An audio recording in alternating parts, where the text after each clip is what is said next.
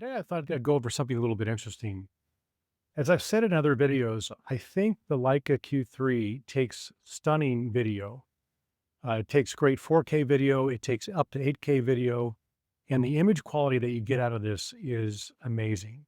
I've had somebody comment on one of my videos talking about like the Leica is not a video camera, but Leica did put the ability to do 8K video in this, so they did double down from what the Q2 used to do. The one criticism that I have is on the image stability. And so I went out and got a used RS3 gimbal. So I thought I'd share with you on how to connect the Q3 to the gimbal and then share with you some of the good things that you're going to run into and then some of the weird stuff that's in the Q3 when you start connecting this thing as if you were going to use it as a video camera. So let's get into that. The first thing is once you connect the camera to the gimbal, and I'm not going to go over any balancing, there's tons of videos on how to balance the gimbal. But once you connect the camera to the gimbal, as far as just mounting it, you're going to have great stability. This thing works really well as far as getting a stable image. So if you just wanted to use it and manually control everything else, you're done. Balance it and you're good to go. Where it becomes interesting is connecting the camera to the actual gimbal to try to get some controls out of it. Now, most cameras have Bluetooth and the Leica is no different, but it's proprietary to Leica. Leica's not opening up Bluetooth to any other device. And the only thing you can use Bluetooth with is for your phone and to exchange images to the Photos app. And that's it. So as far as controlling any feature on the camera to your gimbal, you can't do it. So shutter release button or anything else, you cannot control. So you're going to need a cable for that. And so there's some tricks to get this to work that I found. And it is in the instructions, believe it or not. If you read the instructions, it does tell you how to do that. So that was helpful once I got to that section. But let me show you how I got this to work because it's not very intuitive as far as the steps in order to get it to work. So let me show you that now. Okay, I hope you can see this. I put the lens cap on so we can actually see the menu items. So the first thing you're going to want to do is go to menu and then hit that again to get into the main menu. And then you go down to page 5 or scroll over to page 5. And then you want to go into camera settings. And from there, you're going to go down to USB settings. And from there, you want to select the USB mode to P2P. Now, this part is in the instruction manual, so that's the good news. Once you're there, then what you're going to want to do is connect the camera to your USB cable. Then this will go to the top port of your gimbal. And it might take a minute or so for the camera to actually register it. Once you get everything hooked up, on the record button, you can press that down halfway to lock in on the focus, and you can push it down all the way, and it will trigger the shutter. And the same thing with video. You can trigger the video to go on or off. So that part, again, simple. You can kind of tuck your wire around anywhere you want it to go, so it's not kind of ugly looking. It's probably a better way to run it underneath. But for the sake of just this demo, that's the easiest way to get your camera connected to the gimbal to where you could use the shutter release button here. I haven't figured out any other way to get any other buttons on the gimbal to control the camera, like ISO or EV compensation. I wish there was, but unfortunately they don't. Now that's a feature on other cameras, but just not the RS3 with the Leica Q3. I think that's more on the Leica side than it is the DJI side. But that's at least the simplest way to connect with this. Now let's get into some more complicated setups. So you got your gimbal connected now through the cable, but here's the first problem you're going to run into. If you think you're going to use your phone and the Photos app as a monitor, which I was hoping to do, you can't. Anytime that you plug a USB cable into your gimbal or use that P2P setting, it blocks all video from coming out of the camera to your phone. So you can't use this or anything else as a remote monitor anymore. That's disappointing. The way you get around that, if you needed to use a monitoring device, is DJI makes this device, and it's called a RavenEye. And it's really well built. It's made out of metal. It fits to the bottom of the gimbal, and we'll hook it up in just a moment, and I'll show you what it does. But again, there's a lot of videos on how to set one of these things up.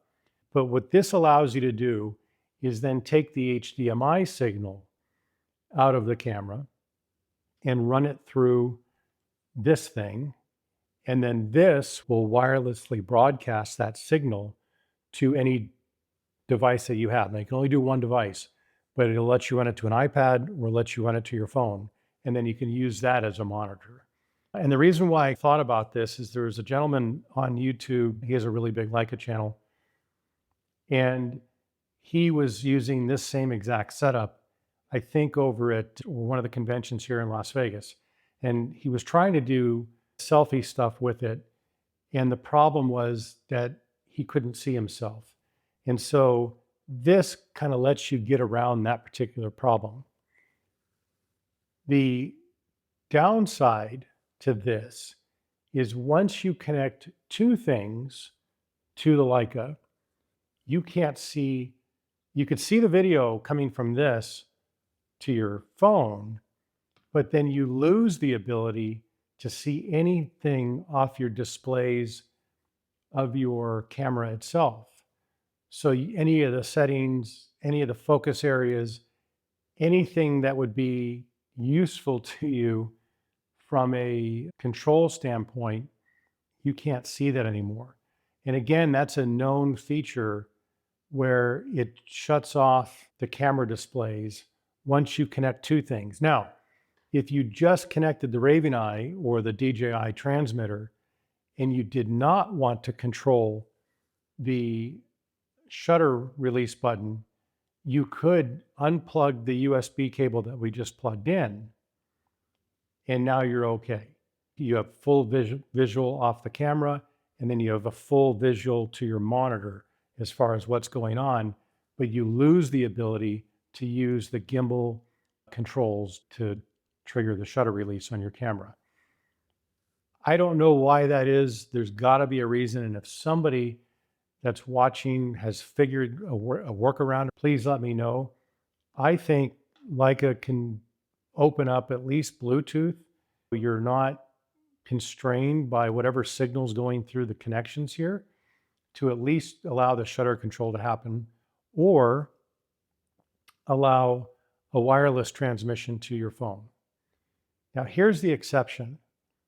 The exception is if you're using a microphone. But again, there's a caveat to this. If you're using the DJI microphone or the Rode microphone, you have to plug that in to the USB connection on your camera. Bluetooth connectivity is not supported. You would then lose the ability to control the camera through the gimbal because you have to then give up this wired connection that we just made. So you lose that ability, but you can still use the transmitter. The only thing that blocks the video is the P2P connection. And so you can have a USB device through the microphone and then the HDMI through the RS3, and you can get a remote screen. So that's what I intend to do, is running the DJI mic into the camera and then using the HDMI out into the RavenEye and using that as a monitor system. Let's see what that looks like. I haven't quite figured it all out yet on how I want to use it, but in my mind, this is what it, in theory, what it'll do.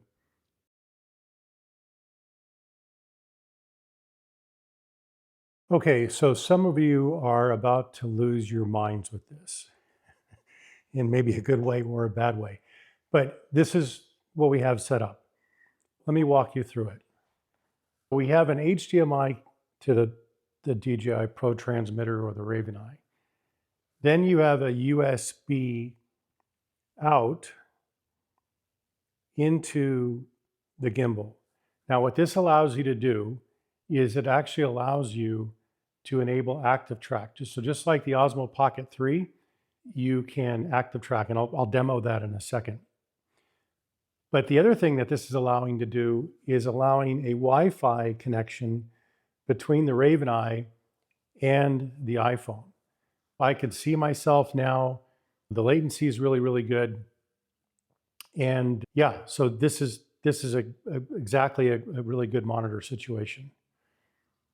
The other thing I have going on is the DJI mic system attached to the camera through the USB port on the camera.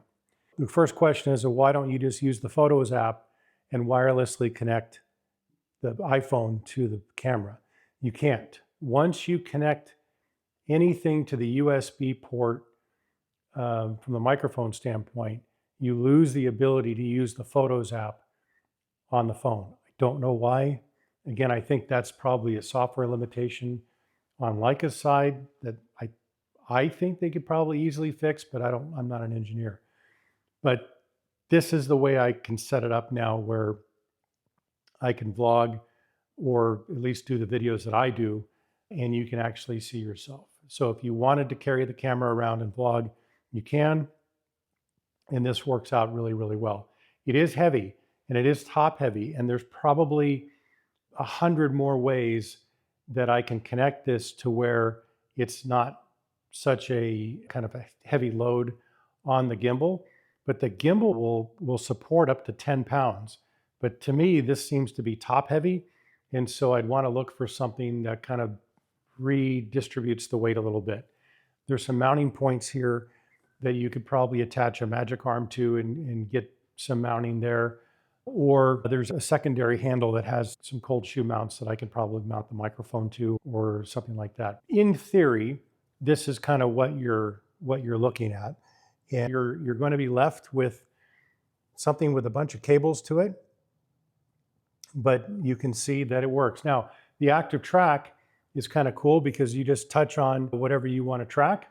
And now as I move around, you could see that the camera follows me. So if I was doing kind of a walking, talking kind of video, which I don't normally do, but if I did, then kind of an added benefit to the RavenEye system is that it will active track either people or things. Anything you want to track, you can track it.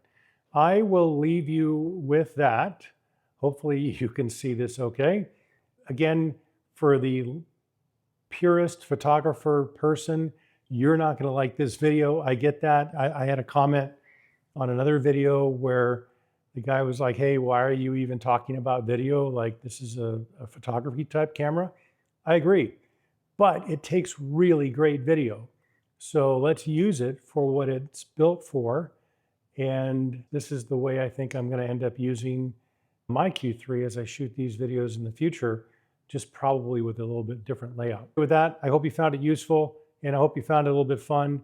And if you have any questions, let me know. I'll try to answer them for you. Or if you have tips on how to even make this better, then please let me know, because I'm sure I missed something. Anyway, thanks very much. Take care, and we'll see you.